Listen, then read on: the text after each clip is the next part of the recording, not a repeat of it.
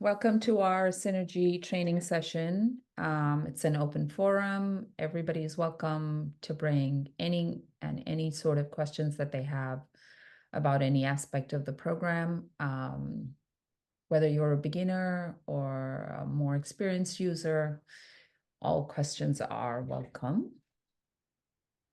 Today I will be hosting the training, and I have Maggie with me from Dublin, who is assisting me with the questions and the chat.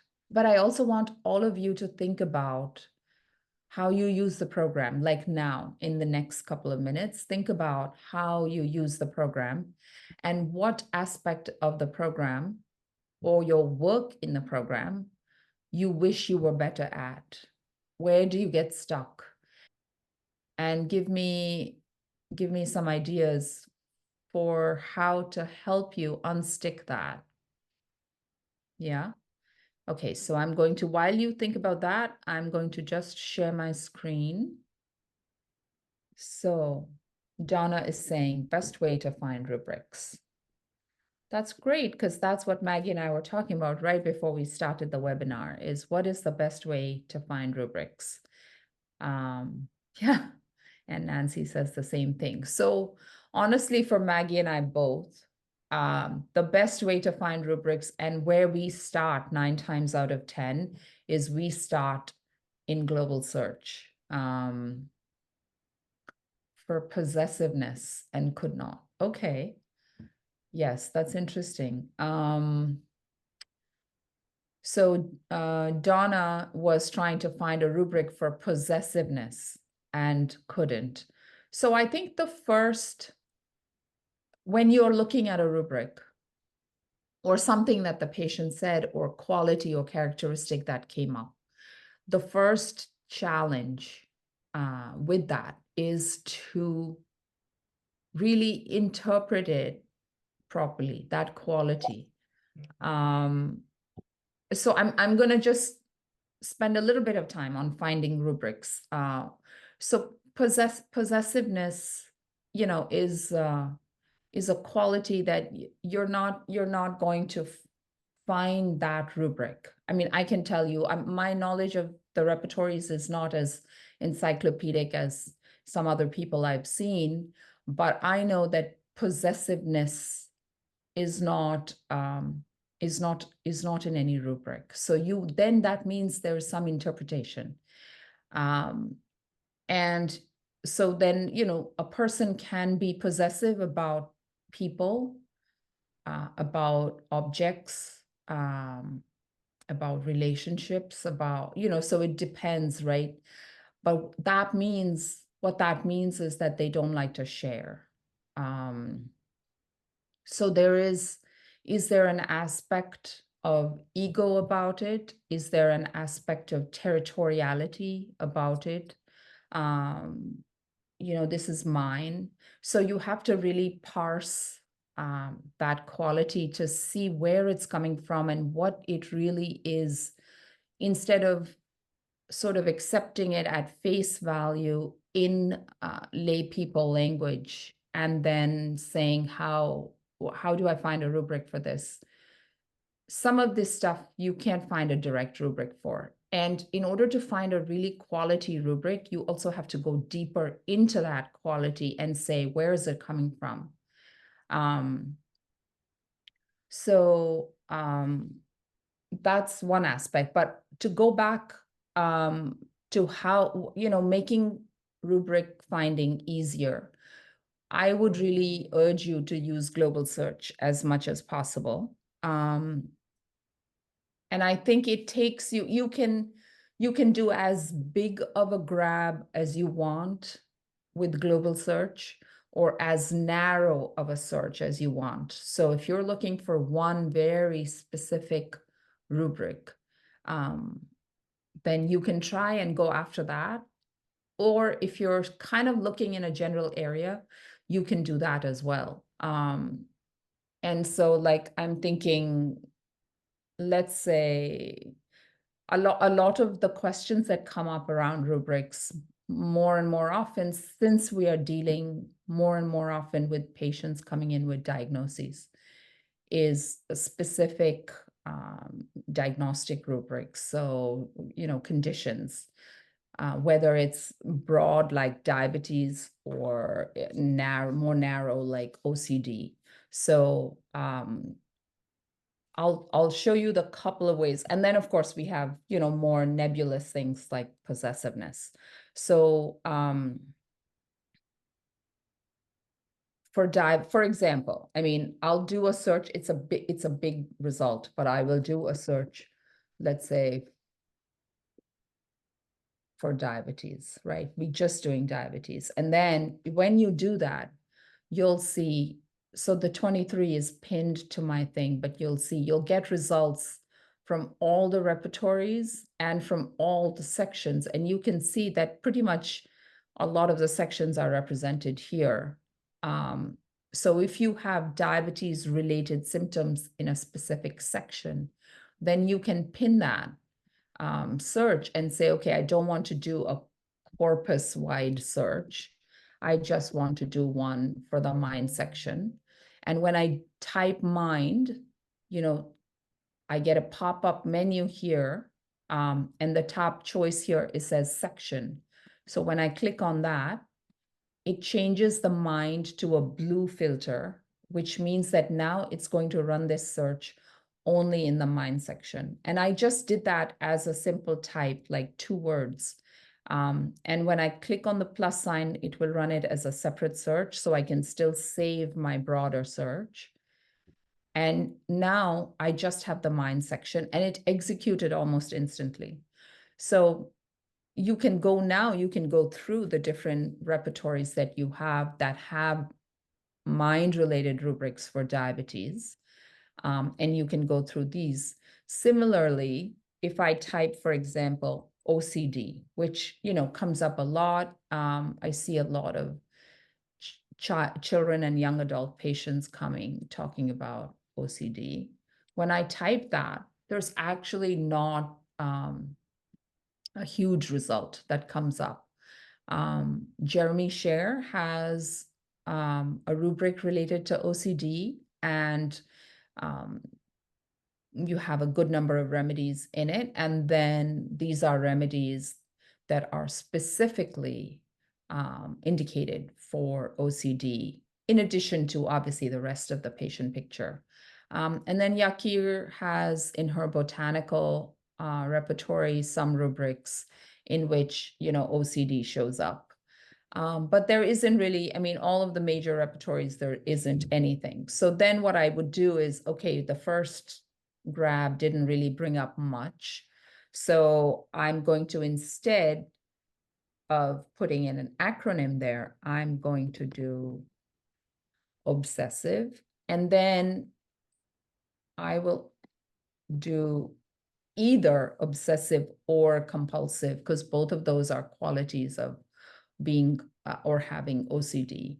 And when I run that as a separate search, you can see that I get a lot more results in a lot of different repertories. And now you can go through and look at it and say, oh, well, which of it fits my patient? And you will get more broader rubrics, compulsive disorders, which is what we're talking about. But we can also see a lot of other specific behaviors that are obsessive compulsive.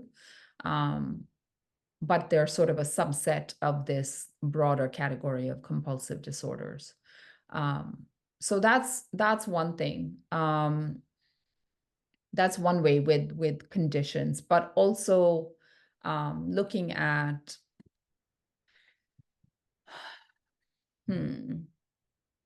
You can also put in possessive, Roopali, something does actually come up. Say that again, Maggie. If you type in possessive on the search bar. Yes, so that is niggling my brain in the background. So let's say if I just type possessive and see what comes up. So now, of course, you're going to have to do some so you're going to have to read through and see, but mostly I think this might be more around possession instead of possessive. And yes, this is more around possession. And so I think it won't be different if I look at other repertories. Suggesta is a modern one too.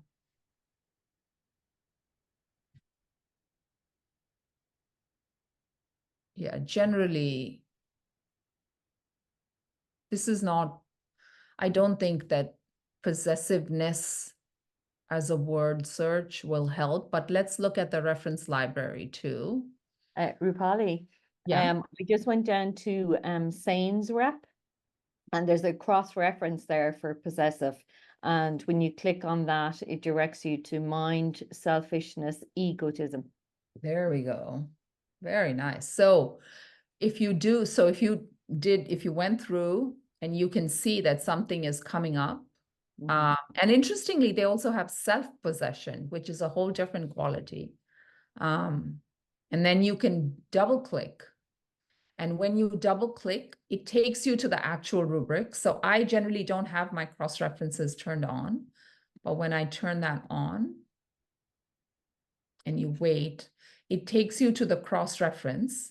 And like I mentioned, there's a quality of egoism and not wanting to share. So that you can find more easily under this rubric, selfishness, egoism. When you click on that, you can see actually it will take you to other cross-references that might be interesting and may be applicable for your case. But generally, this feels like this might be the best one. You can also look at some suggestions here and do those as a search. So we could look at selfishness here and then see what comes up, because within the repertory, you will get cross-references, but you will not get cross-references for that rubric in other repertories. So if you type selfishness here, you could get other repertories that might have things in them.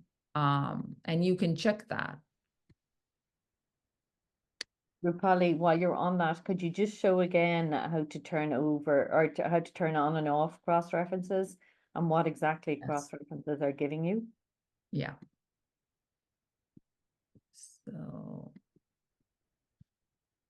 So here is, so now here I'm in the repertory module. I'm in the sane repertory in the mind section. There are two places. I'm going to move this aside. I hope you can see my full screen. You can see this little eye icon inside the chapter and over here in the main repertory module. And when I hover over it, it says change view settings. If you change your view settings from the eye icon in the repertory module, it will change your settings permanently for every single repertory. So the next time you open the program, it will open up with those settings. When you change the settings here inside the chapter, any chapter of any repertory, it's a temporary change and only applies as long as you have that chapter open. The next time you open your repertory module or open the program or even close this chapter and open another chapter, those settings won't apply. So this is a temporary change and this is a permanent change. And what I did, so I can actually show you. So in my permanent settings, I have no remedies turned on, no subrubrics, no authors, no cross-references. So basically, I just like to see the rubrics and nothing else. I don't want to be influenced by the remedies I see. I don't want to see subrubrics until I'm sure of, where the broader direction is. And I don't look for cross-references unless I'm looking for suggestions. And also, the more data you load or try to load on every single view, the harder the program has to work. And so the speed is not there. And I'm interested in going fast. So I don't have any of these turned on. But but you can, change your views. And so let's say I want this, and I definitely don't want subrubrics, and I want cross-references. When I do that, you can see that my chapter view changed, and now I can see remedies, and I already had my cross-references turned on temporarily, so they're turned on. Cross-references are really, really useful things. They are, so when you're scrolling through and looking for particular rubrics, they give you ideas of where else you can look in the program, in the remedy, in the repertory for sort of similar related rubrics.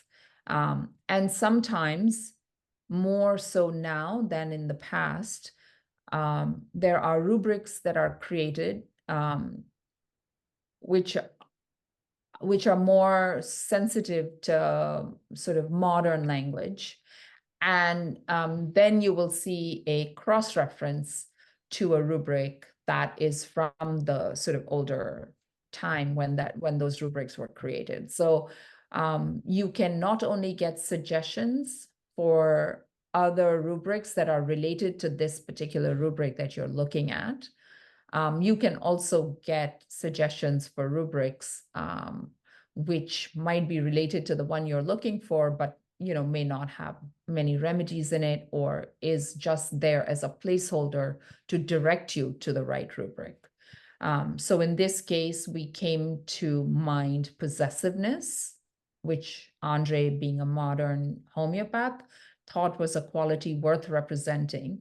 But instead of creating that rubric from scratch, he used it as a placeholder to direct you to selfishness, egoism, as sort of the base quality that leads to possessive behavior. And then when you look at that rubric, you can see some other suggestions in terms of how that might be related to different related qualities, and you can look at those. So for example, also if you go down, let's say sensitive, you get offended easily, vulnerable emotionally. Sensitive can also in some cases end up being intolerance.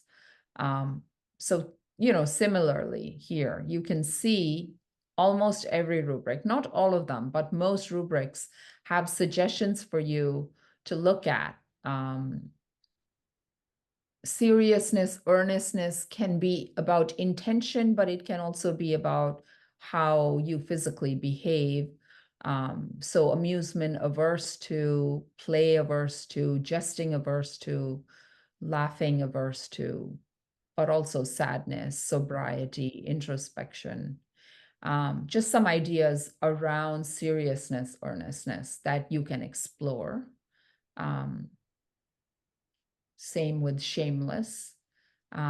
So I think that if you are also like sort of struggling to find good rubrics, definitely have your cross-references turned on. I would still say go through here, because this will pull up so many more things in so many more repertories. When you're actually in the repertory module, most likely you're opening up your favorite repertory, or the one that you're actually familiar with, or the one that you were taught with. And you're not looking at the wealth of information that's there because you don't know that repertory, you've never opened it. But when you do a search from global search, it will bring up a lot of different things that you might not be familiar with. And that's how then when you look through some of these results, you can become familiar with some other things and start maybe increasing the data set that you're playing with. Okay. I saw a lot of things come on chat. So Maggie, do you want to tell me where I should go next? How to find the single remedy rubrics of a remedy. Okay. So for that, so you can definitely, I think there might be different parts, but I will tell you exactly where I would go. I would go to advanced search and I would go to search remedies. And then here, you would look for the remedy. So let's say it's conium. Oh, did I type that? Here. Okay, conium. Apply. And now we're going to choose a smaller repertory. So let's use the reliable. And we want the single remedy rubrics in all sections. So I would say all and match at least one. And then remedy in rubric is one, right? And then I would run that search. Now remember, all your searches, whether they arise from global search or advanced search, are going to run as searches here.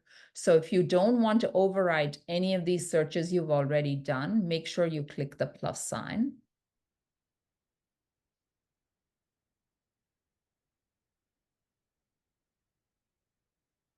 And we're going to give it a little bit of time. Yeah. So we chose the reliable, so it's going to give us reliable. But we chose the entire set of chapters. So it might take a little bit of time to run.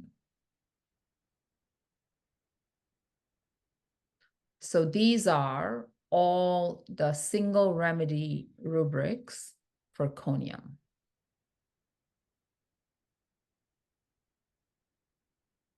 It's a lot. It's definitely a big remedy. Let's see what there is for stomach.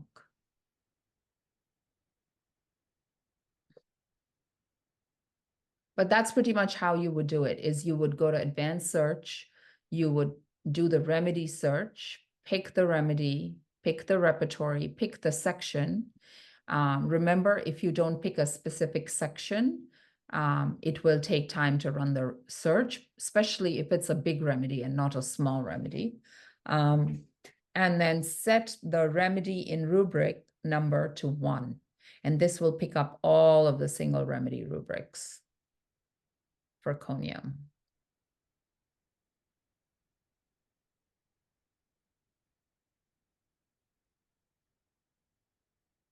It's quite a lot. Okay. Okay. So next one. Lisa is asking, can we research some of the newer remedies like colors, jewels, and gases using SHS? Sure. So colors, no, because the program is not able. We did, and I think we still do have a color repertory. But we're not able to display colors and to display that information within the constraints of the program yet. So we can't really do those. But the other categories that you brought up, we certainly can. Okay, so here is your filter button. And you can apply a filter here for any grouping of remedies. And so, sorry, what were some of the suggestions? Gases? Jewels and gases. Gems. Jewels and gases. Okay, so I think I have not done a specific search for those categories, but we can definitely try it here. So jewels and gases would both fit into the mineral kingdom. So you would go into minerals. And then you have, these are the filters laid out, okay? So we have obviously by row, hydrogen, carbon, silica, ferrum, silver, gold, etc. Then by stages. So you could argue, you know, gases are all stage 18. So you could definitely do that. And let's see what happens. So here are, you know, the gases that are in the program, or at least these are stage 18. Now, you could also argue, you know, oxygen, carbon, nitrogen are gases as well. I'm not sure if, Maggie, do you know if we have a filter just for... There is a category for gas, all right, but substances that exist as gas. Let's do kingdom and let's do gas. Here we go, gases. And then I'm going to check this and we only have gases, so that's good. Apply.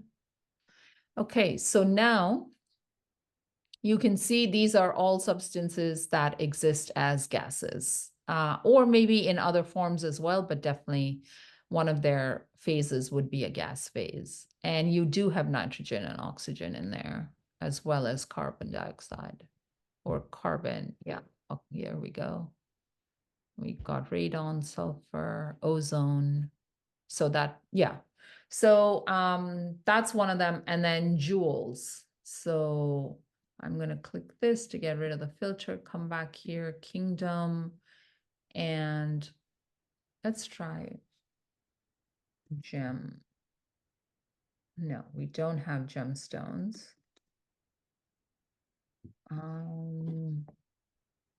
I think the best thing to do, and this is just because I know that there are some people doing. So we have gemstone remedies from Peter Tuminello, and also we have some from Anishade. So that would be one way to go into it. I'm surprised. I'm gonna have to find out about gemstones and see if we have anything specifically. Let's see, acids. So you can definitely do acids. Let's see, metals, salt, water, synthetic drugs.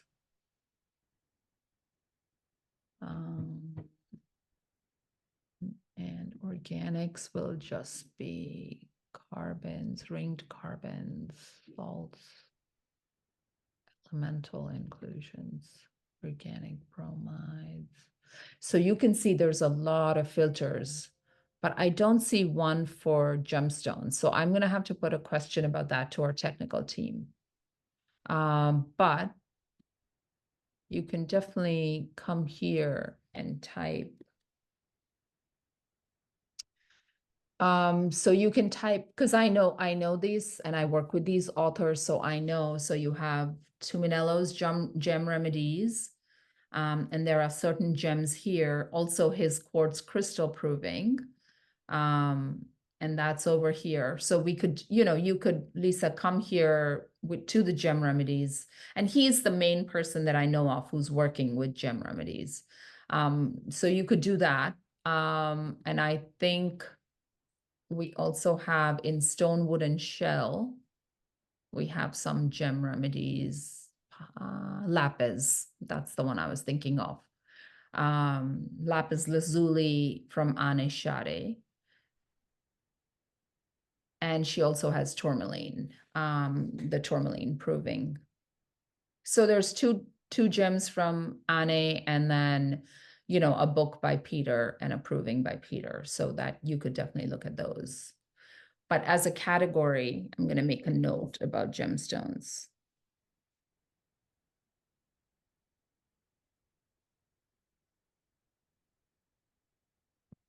Thank you. What else do we have? Paretta's asking, is there any modern repertories that have modern clinical medical terminology?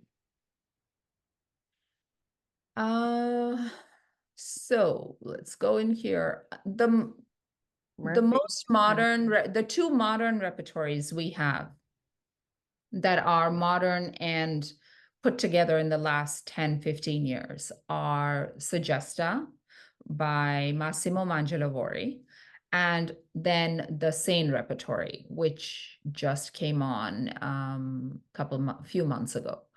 And both of those, I think, have more modern terminology, especially diagnostically, if you're looking for conditions. And then the third one I would recommend to you, and we are in the process of bringing out the 4th edition, is Murphy, which is a clinical repertory to begin with. And so I also, when I'm looking once in a while when I'm looking for specific conditions or looking to add on to my clipboard with some conditions or checking to see if these conditions are indicated for the remedies that I want to give.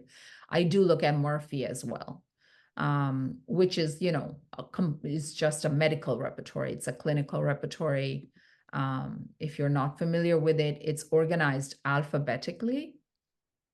So, I don't know. I think that like when you go, for example, There's a clinical section under C. and there's a yes, but also like everything is alphabetical. It's not by body part or organs or systems. So just if depending on what you're looking for, just go to that letter. As Maggie says, the clinical section is under C. And then when you open that, it's pretty much mostly all clinical things, but they are also spread out in other parts of the repertory. You can also look for, you know, you can also, if you're really just interested in more modern repertories, you can also come here. Wait, that's a material. I don't think we can do that, but you can certainly, you know, if I'm here, you can pin the top 3 or 4 that you find useful, whether it's Suggesta or Sane or Murphy, pin them up here. And so then when you do look, for example, for diabetes or OCD or I don't know, hypertrophy, prostatic hypertrophy, whatever, then those results will come up at the top and you don't have to scroll through where is like, you know, when you have a result, I guess I close my search box, but you don't have to scroll through tons and tons of repertories if you pin your favorite ones at the top, if they're more modern and clinical. So Nancy is asking, Rupali, do you think that the complete repertory is better than reliable? Or what's the difference? So in my opinion and clinical experience and working with the program, the complete is just a bigger repertory, many more rubrics and many more remedies. And so it's useful when you're trying to do a bigger grab of rubrics, or sometimes when you are not sure of where you are or what you want to prescribe and you're looking for you know, like a casting a bigger net, a wider net. The reliable has all of its information has been verified by a team that's actually looking to see whether that remedy came up for that rubric, from which reference, from which source, and what was the first book that mentioned it. All of that sort of work has been done. So it's cleaned up in a way. And so instead of, I don't know, 300 remedies in that rubric, you're going to have 92, which is a smaller set. And so I find it personally, I almost always use the reliable for acutes. And when I'm going after a specific rubric, or if that quality or characteristic that I'm repertorizing is really, really germane to the case, then I will pull up those set of rubrics, both in the complete and the reliable, because sometimes the remedies are different. You will never assume that if you see the same rubric in another repertory, that the collection of remedies in that rubric will be the same. So what I will also do then is I will pull up the same rubric or that same collection of rubrics for both repertories, and I will combine them and create a combined rubric so I can be absolutely sure that I'm getting all of the remedies possible for this quality, because this quality is so important in this case. So I will do that. That's how I use them separately. I find the reliable really much because, you know, in an acute, I know the symptoms and I know that I need a specific remedy. I'm really not looking for a suggestion of 20 remedies. I find 99% of the time I will use the reliable for acutes. And then when I'm in a case where I want a bigger grab, I'm using the complete, but some quality is really important, I will pull up those rubrics in the reliable. Generally, because I'm looking up my rubrics in global search, those rubrics are coming up anyway. So I'm actually looking at the complete, I'm looking at the reliable, I'm looking at Suggesta, I'm looking at a couple of other. I will also sometimes look at NAIR because if it's a very specific situation, the thing with NAIR is you will get a very complete description of that quality or condition or symptom, but then you're going to get the one remedy indicated for it. So I do, when I pull up the rubrics, if I know exactly what I want, I'll pick the first one. But when I'm looking to do a more complete grab, then I will look at multiple repertories for that rubric or quality. I might chase some cross-references, and then I will collect it all into a combined custom rubric. So I do that. I hope that was helpful. Thanks, Roopali. Friedrich is asking, can you show how to print clipboards with a large number of rubrics? Okay. Well, you know, the size of the clipboard that prints is limited by the size of your paper, obviously. So I don't think that you can get more than 20 remedies, 20, 25 remedies on there. Also, because if you save and print from the program, so here, let's just put Roopali, can I just say that if you zoom out to get more Yeah, on yeah, I know. I'm just showing a couple of different ways you can do that. So here, if you save over here, if you use this save button, PDF or JPEG, it's going to save the clipboard as well as your repertorization graph. So then you're going to be printing from a saved document, a saved PDF. But the other thing you can do here is just hide your clipboard. And that will obviously show you more remedies. And then as Maggie's saying, you can zoom out and that will show you even more remedies. And now what you can do is you can do a screen grab or a print screen, or what I do is I'm on a Mac, so I will do a Command Shift 4 and then, you know, just, I hope you can see what I'm doing. So, you know, I mean, more than that, I don't know, but you might, so there, that's saved. And so that's what I have now. And then when I print this, you can set up your print parameters to print everything.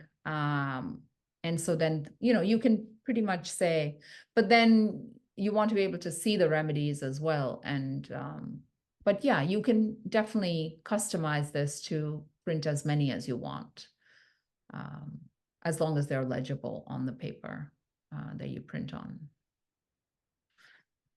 So that's what I would suggest. Okay. Thanks, Roopali. Can you filter the graph according to the miasm? Yes. Oh, this is one I always forget. So you filter the graph going Miasm, yeah. here, and then now we've added. So earlier you could print, you could filter the graph through miasm by going into the kingdom graphs, but now we've brought that button right here. And so you can choose which miasm, and you can choose multiples. So let's say we only want to look at acute and typhoid, and let's add psoric. So, and then apply. And so now you've only got those, and you can tell. So I have Rajan's miasms turned on. If you don't work with Dr. Shankaran's miasms, you can turn that off. Go in here, and we are going to clipboard settings, and you see I have Rajan's miasms. So you can also just, I mean, assuming you want to filter by miasms, you want to see the miasms. Otherwise, if you don't want to see miasms, you can even just get rid of that entire line, or you can just come here and say traditional miasms. And I'm going to save, and then it will ask me to restore my clipboard, and I will say yes. And so now you can see traditional miasms. So when I hover over this, you can see at the bottom of the clipboard window, it says tubercular. And then when I hover over this, I'm not sure why the syphilitic remedies. Oh, the filter went away when I saved. So let's save again. So here. So now, because I only have my traditional miasms turned on and not Rajan's miasms, those are the 4 choices you're going to get. So let's say psoric, then apply. And now you're just going to see, you should see only the psoric remedies, but I see syphilitic.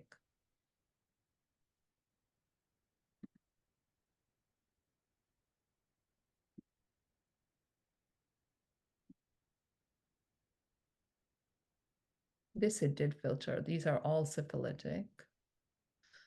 It also depends, you know, some remedies in the traditional way of classifying are classified in multiple miasms, not a singular miasm. So lac leoninum, for example, is cancer and syphilitic. So maybe, so let me ask a question about that also. To see, go back to Rajan's miasms.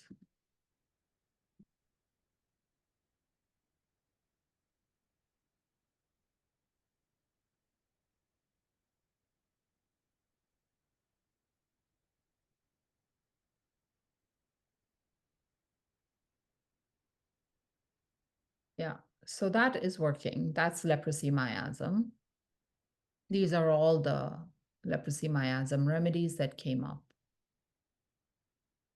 I think in traditional miasms, many remedies are classified as all 3 or just or 2 and not just 1. So I think that's the difference.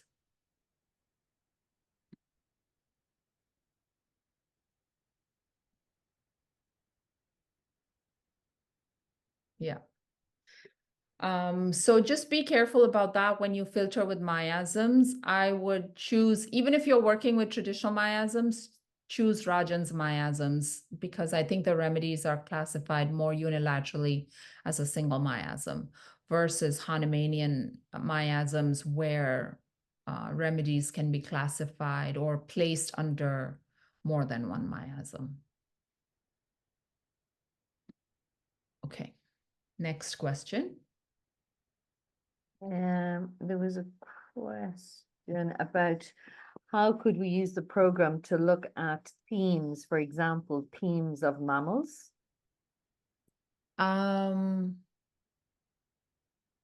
So as a study guide, you mean to look to study about mammals and what their main characteristics and themes are. So for that, I think if you wanted to study using the repertory, then you can definitely like search here. This is a little bit by inference. So I would put mammals or mammalia and apply. And then definitely choose a smaller repertory. And let's say choose the mind section. And let's search. This will give you the rubrics, the prominent sort of mind rubrics for the entire class of mammal remedies. And at a glance, if you glance through it, and I've done that, I've looked at insect versus scorpions, for example. you can do that. You can get a sense for what are the mental characteristics and symptoms that define this group. But also, if you come to, let me zoom back in because otherwise it's a little tiny. You can come here and you can type, I hope it works here. So if you type mammals or MAM, like I did, you do need some Vital Quest, and I don't know if you have it.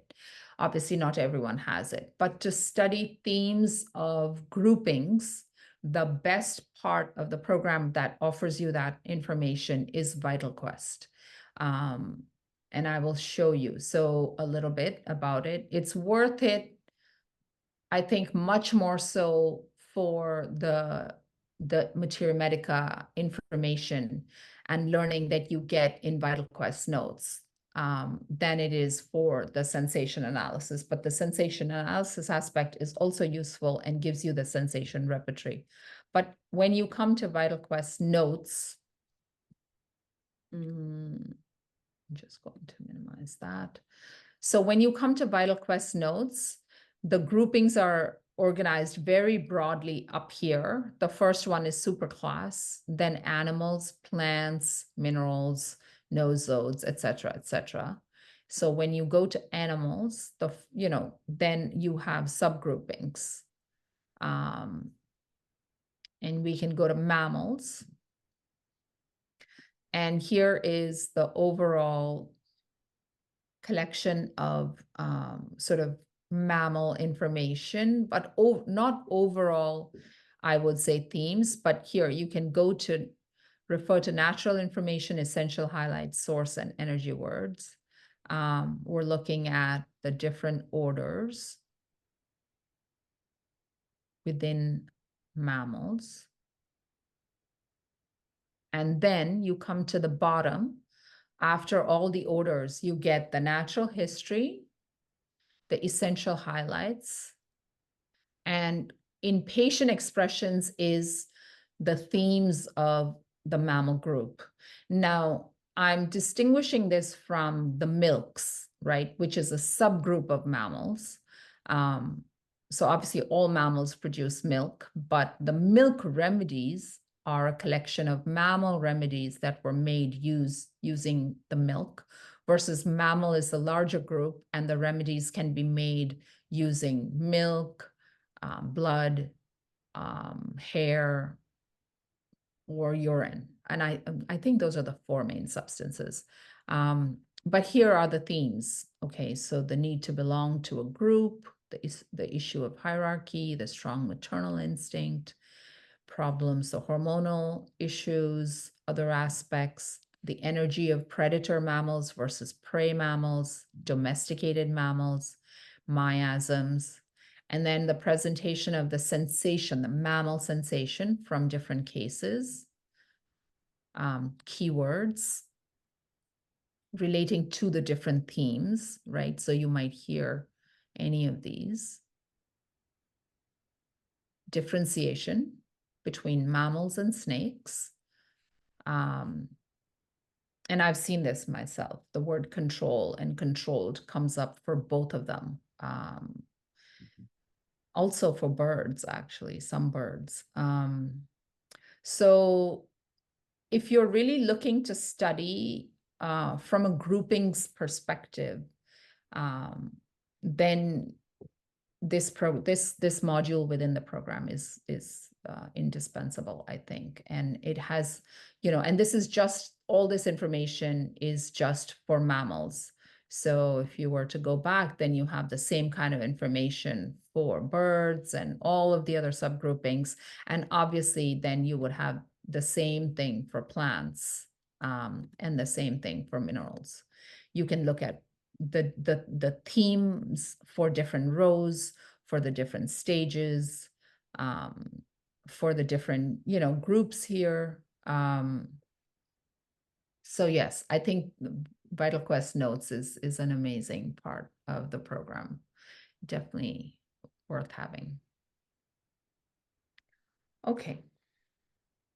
So we're almost like down to the wire here. We have about 7 minutes. Maggie, I see a question here in my chat. What do the colors mean in the waffle? I'm assuming that this is Nancy's question, and Yeah, I I don't answered know. that by explaining how to turn on the number graph to show Yeah. this. Yes. So the colors really indicate the strength or the grade of that remedy in that rubric. And you can see the numbers if you turn on the number graph. I have my number graph turned on. But you can also set the colors to be what you want if you don't like. These are default colors from MacRepertory. And we've set them as the default for Synergy. Are there other There was a questions? question around saving the patient file when more than one patient is open. Okay. So let's go and I will open these. Yeah, Josiane is saying, I get stuck when saving the patient while more than one patient is open. Oh, so what actually happens, Josiane? Like, so I have this. So for example, I have this now. I have 3 patients open and I have this case open. And you can see now you have to be careful because you can see that this is my original clipboard that I was working on. And now I've opened 4 more for this patient. And so you have to remember that clipboard 1 is really the one you were working on. And then 2, 3, 4, and 5 are the clipboards from this patient's case. So, if I was to make a change, let's say, I'm going to add another rubric.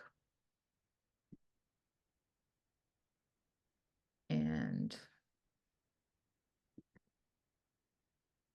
I'm going to put, so you see this went to 20. And now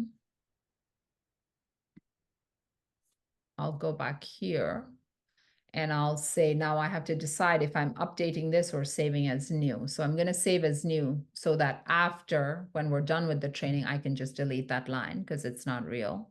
So I'm going to say save as new. And you see the program knows. So it is saying 2, 3, 4, and 5. And so it's your choice now what you want to save. Make sure you don't go to select all and add this clipboard because that's a new clipboard. And when I say save, I do get patient updated successfully. I'm still in that same patient because that's the one that's highlighted here. These 2 are grayed out. So if I close 2-2, right? And now I have these 2 people open. I go back to my patients and I want just 2-2 to open. So I'm going to say open. You can see I have a new line from today, August the 2nd. And if I open it and I go back, I still have that extra rubric I added. It should be at the bottom.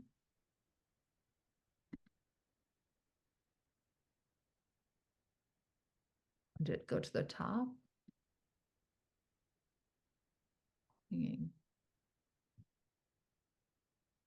Still says 20. Mind can comment. So let me do section. It's interesting. Did I add concomitants? I thought I added concomitants. So what I can do, let's go back. Yeah, this is 19. So I did add something, but I don't know what I added. And this is 20. Okay, so it did save though, Josiane. So if you tell me what your issues are and I can close, so I can go back here now and I can open this one. And I still have this, but I have an empty clipboard and I have two here. So let me go here. This is an empty clipboard that I saved.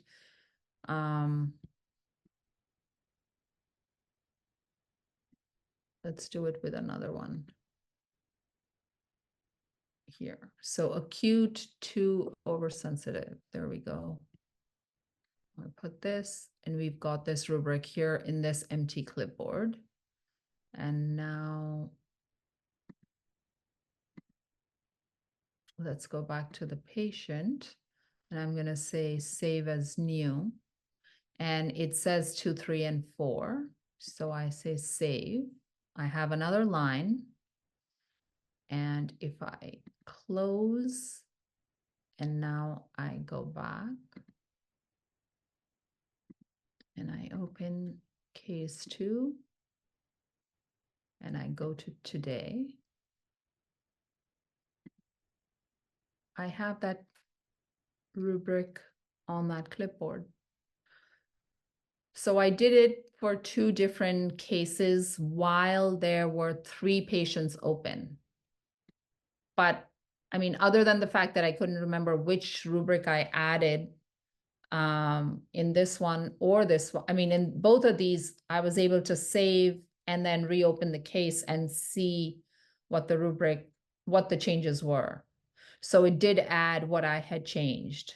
So if you help me understand where you're running into trouble, Josiane, or we could, talk about it offline, then we can, solve your issue. But the program should make no difference how many cases you have open, as long as you know which clipboards are associated with which case. Generally, anyway, if you're going to switch between cases, it's going to close the clipboard of the other case. So you should only be working with any open clipboards that you created in that session, and the old clipboards that you opened for any of these patients.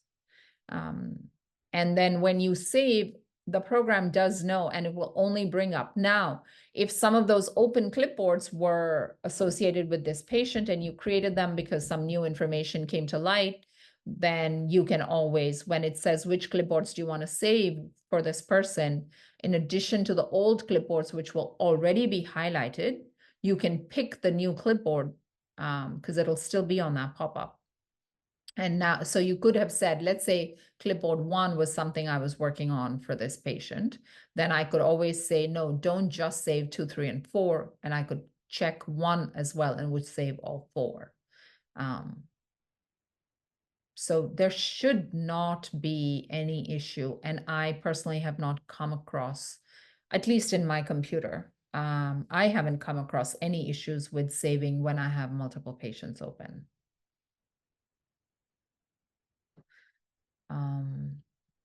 So that's actually brings us to the end of the hour. Thank you so much for coming. It's great for us to be able to share the program with you, and any help that Lucy and I and Maggie can provide, we're happy to.